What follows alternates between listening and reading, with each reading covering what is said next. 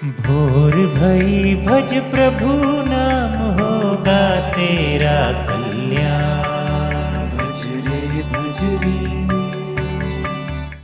आइए सुनते हैं आज की कहानी चतुर पत्नी। एक गांव में एक धार्मिक और उदार ब्राह्मण रहता था।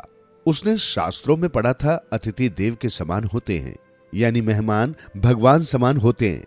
इसी वजह से जो कोई भी उसके दरवाजे पर आ जाता वो उसे खाना खिलाए बिना नहीं जाने देता। जैसे जैसे उसका अतिथि सत्कार बढ़ता जा रहा था, उसकी पत्नी का क्रोध भी बढ़ता जा रहा था। मेहमानबाजी के चलते उसे अक्सर भूखा रह जाना पड़ता था। एक दिन ब्राह्मण की पत्नी खाना बनाकर पति का इंतजार कर रही थी। ब्राह्मण आया तो सही, पर साथ में मेहमान भी ले आया। उसने उसे बड़े आदर से बिठाया और पत्नी से बोला, मैं अभी स्नान करके आता हूँ, तुम तैयारी रखना। आज ब्राह्मणी की सहन शक्ति का अंत हो गया। उसने तुरंत एक उपाय सोचा। वो वहां गई जहां मेहमान बैठा था।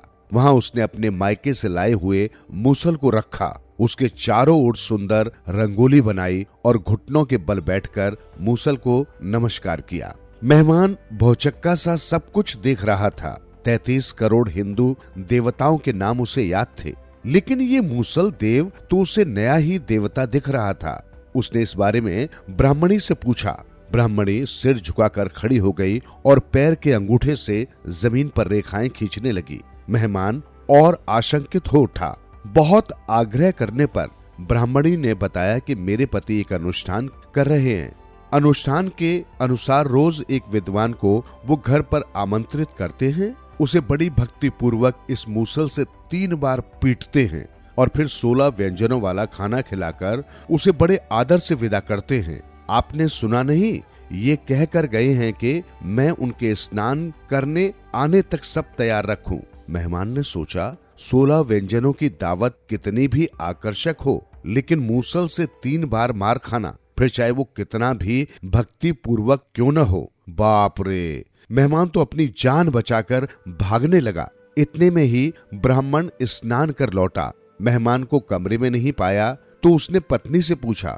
पत्नी सिर झुकाकर खड़ी हो गई। ब्राह्मण को कुछ शक हुआ। उसने डपटकर पूछा तो पत्नी ने कहा, जी बात यह है कि आपके मेहमान ने कोई अनुष्ठान किया है, उसके लिए वो ये मूसल घर ले जाना चाहते थे, पर मैं भला ये मूसल कैसे दे दूं? मैं जब जब इस मूसल को देखती हूँ तो मुझे मेरी माँ की याद आती है। ब्राह्मण ठहरा मेहमानों की खातिर करने वाला। ये सुनते ही एक क्षण में मूसल लेकर मेहमान के पीछे पीछे दौड़ा।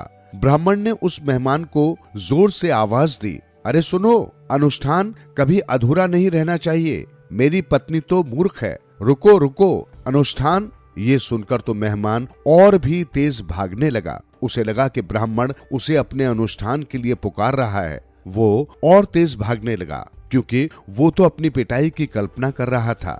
उसने आसपास के लोगों को भी इस बात की सूचना दे दी। इसलिए दूसरे ही दिन से लोगों ने ब्राह्मण के साथ उसके घर जाना बंद कर दिया। जीवन सुधरेगा, प्राणी होगा